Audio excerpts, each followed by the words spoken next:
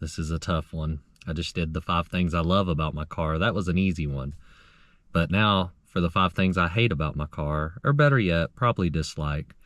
Overall, I love this car, but I do have some nitpicks, and I'm gonna try to be as honest as I can. First thing, and probably my biggest complaint, is the paint. Love the way it looks. Love how it kind of brightens up in the sun and darkens up in the shade. That's awesome. But main thing that bothers me is it chips really easy. So here's a pretty fresh one.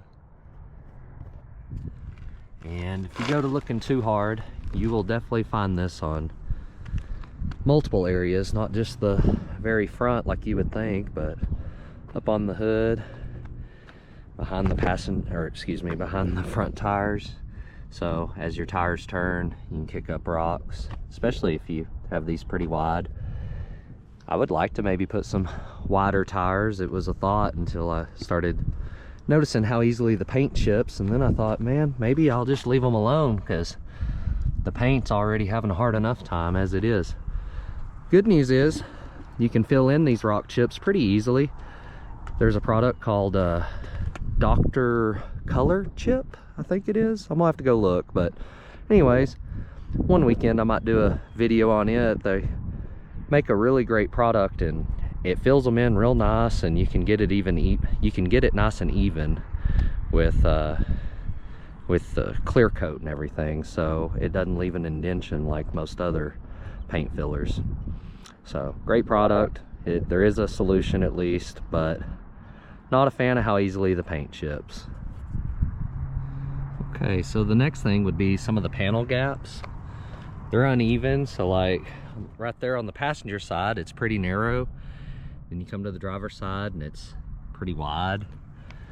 There's quite a bit of this going on. I guess that is part of what makes the Mustang a little bit of a cheaper car. It's on the hood as well. You can see how this one, you've got a pretty decent gap as you go along the hood. And then on this side, I hope it shows up on the camera, but it is narrower.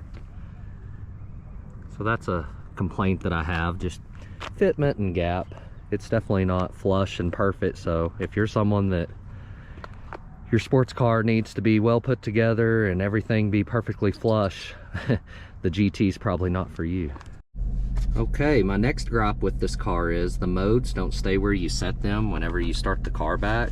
So like if you did put the car in sport mode or drag mode, say you put your exhaust in sport mode and you want to hear it start up and the valves be a little more open and let more of that sound out, the next time you start the car, it will not still be set in the mode that you left it in.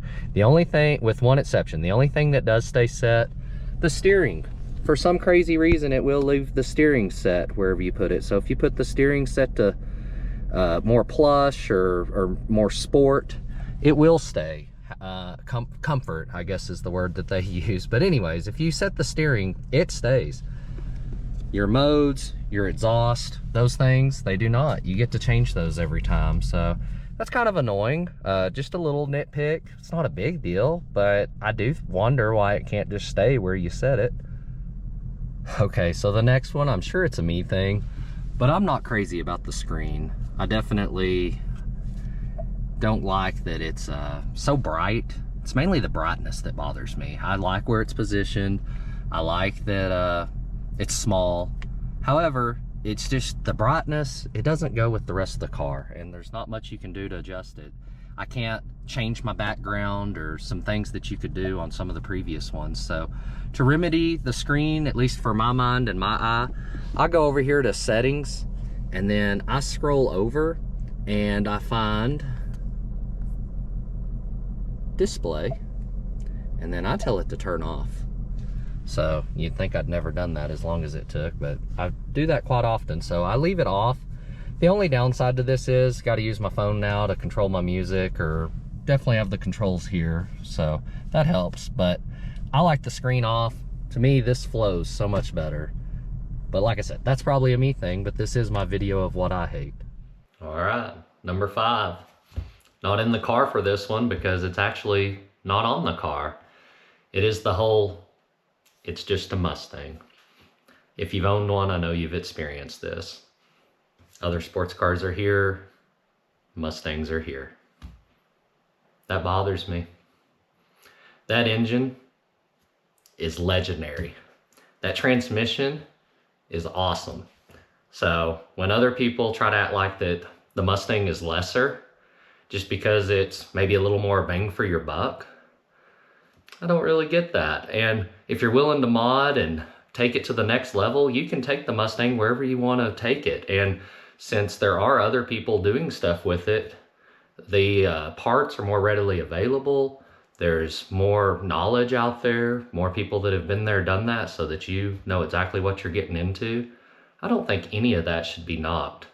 I don't know why in the car community, it's not everybody, but it evokes a strong reaction. It's either people either love them, like me, and you're either in that camp, or you're in the camp of, yeah, it's just a Mustang. Well, no, not anymore.